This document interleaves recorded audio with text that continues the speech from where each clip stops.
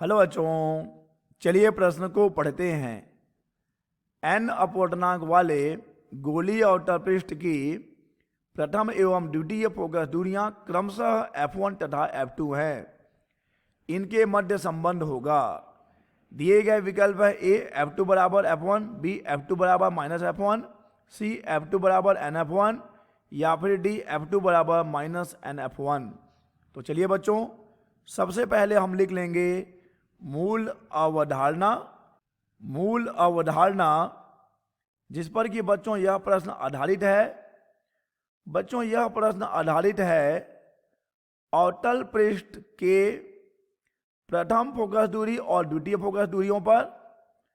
अवतल पृष्ठ की प्रथम फोकस दूरी और अवतल पृष्ठ की द्वितीय फोकस दूरी। और बच्चों यहां पर हमें गोलीय पृष्ठ से अपवर्तन सूत्र की भी आवश्यकता पड़ेगी। बच्चों गोलीय पृष्ठ से अपवर्तन का सूत्र क्या होता है? n माइनस 1/r बराबर n/v माइनस 1/u, जहां पर कि बच्चों n है अपवर्तनांक, r है वक्रता त्रिज्या, v है प्रतिबिंब की दूरी और u है बच्चों वस्तु की दूरी। तो चलिए बच्चों देखते हैं कि इस प्रश्न का सही विकल्प क्या होगा। बच्चों बात हो रही है प्रथम एवं द्वितीय फोकस दूरियों की, जिसे हम दिखा रहे हैं क्रमशः f1 और f2 से। तो बच्चों अवतल लेंस के लिए, जो कि यहाँ पे अवतल पृष्ठ है, तो बच्चों अवतल पृष्ठ के लिए प्रथम और द्वितीय फोकस दूरियां क्या होती हैं? बच्चों फोकस दूरी चाहे कोई सी भी हो, चाहे प्रथम फोकस दूरी की बात हो चाहे द्वितीय फोकस दूरी की बात हो, बच्चों फोकस दूरी होती है प्रकाश केंद्र और मुख्य फोकस के बीच की दूरी। प्रकाश केंद्र और मुख्य फोकस के बीच की दूरी। अब चूंकि लेंस में दो मुख्य फोकस होते हैं, एक होता है प्रथम मुख्य फोकस f1 और एक होता है द्वितीय मुख्य फोकस f2, इसलिए बच्चों लेंसों में दो मुख्य फोकस दूरियां भी होंगी, एक प्रथम मुख्य फोकस दूरी और एक द्वितीय मुख्य फोकस दूरी।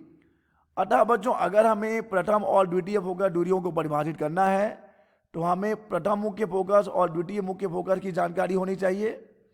चलिए पहले हम बात करते हैं प्रथम मुख्य फोकस की, वह भी अवतल लेंस के लिए, अवतल पृष्ठ के लिए। बच्चों अवतल पृष्ठ के लिए प्रथम मुख्य फोकस मुख्य अक्ष पर स्थित एक ऐसा बिंदु होता है जिसकी दिशा में आपतित होने वाली, ठीक है बच्चों, जिसकी दिशा में आपतित होने वाली प्रकाश किरणें अपवर्तन के पश्चात मुख्य अक्ष के समांतर चली जाती हैं। मुख्य अक्ष के समांतर चली जाती हैं। तो बच्चों देखिए यह है अवतल लेंस का प्रथम मुख्य फोकस और इसकी दिशा में जो किरणें आती हैं वह उस बिंदु तक नहीं पहुंच पाती, अपितु लेंस से अपवर्तन के पश्चात समांतर हो जाती हैं। तो बच्चों अगर हम बात करें प्रथम मुख्य फोकस के लिए, और यहाँ पर अगर हम बात कर लेते हैं कि प्रथम फोकस दूरी क्या होगी, तो बच्चों प्रकाश केंद्र और प्रथम मुख्य फोकस के बीच की दूरी को ही हम प्रथम फोकस दूरी कहेंगे। और देखिए बच्चों यहाँ के लिए जो प्रतिबिंब है अगर हम यहाँ पर रख दें, कहाँ पर बच्चों? प्रथम मुख्य फोकस पर रख दें, यानी कि हम वस्तु को रख दें प्रथम मुख्य फोकस पर, तो प्रतिबिंब कहाँ बनेगा बच्चों? अनंत पर बनेगा।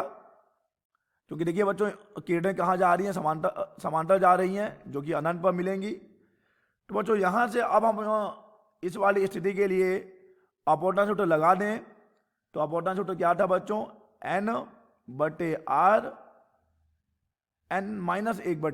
n-1/r बराबर n/v माइनस 1/u। यहाँ देखिए बच्चों n-1/r n, और बच्चों यहां पर v का मान कितना? अनंत है, माइनस 1/u, वस्तु है प्रथम फोकस पर, अर्थात u हो जाएगा f1।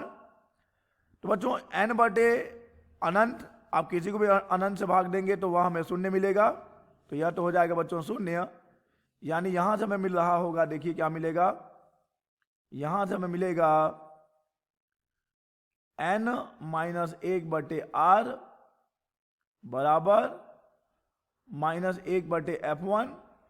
तो अगर यहां से f1 का मान बच्चों हम ज्ञात करेंगे तो हमें मिल रहा होगा -r/n1, -r/n1। ये हो गई बच्चों प्रथम फोकस दूरी। अब चलिए बच्चों बात करते हैं द्वितीय फोकस दूरी की। तो बच्चों द्वितीय फोकस दूरी को समझने के लिए हमें समझना पड़ेगा द्वितीय मुख्य फोकस को आउटर पृष्ठ के लिए। बच्चों द्वितीय मुख्य फोकस मुख्य अक्ष पर स्थित एक ऐसा बिंदु होता है, मुख्य अक्ष पर स्थित एक ऐसा बिंदु है बच्चों जिस पर कि जो भी प्रकाश किरणें मुख्य अक्ष के समांतर आती हैं, आउटर लेंस के लिए, आउटर पृष्ठ के लिए जो भी प्रकाश किरणें मुख्य अक्ष के समांतर आती हैं, अपवर्तन के पश्चात उस बिंदु से आती हुई प्रतीत होती हैं। बच्चों हम जानते हैं कि आउटर पृष्ठ अपसारी प्रकृति का होता है, यह समांतर आने वाली किरणों को फैला देता है। ठीक है बच्चों, तो ये जिस बिंदु से आती हुई प्रतीत होती हैं उसे कहा जाता है बच्चों द्वितीय मुख्य फोकस। और यहां पर देख लीजिए प्रकाश केंद्र और द्वितीय मुख्य फोकस के बीच की दूरी कहलाएगी द्वितीय फोकस दूरी। तो बच्चों यहां के लिए देखिए प्रकाश किरणें समांतर आ रही हैं यानी अनंत से आ रही हैं, अतः u बराबर अनंत हो जाएगा और यहाँ पे बच्चों v का मान हो जाएगा f2 क्योंकि यहाँ से आती हुई प्रतीत होती हैं। तो चलिए बच्चों अब इसके लिए भी, इस स्थिति के लिए भी हम अपवर्तन सूत्र लगा लेंगे।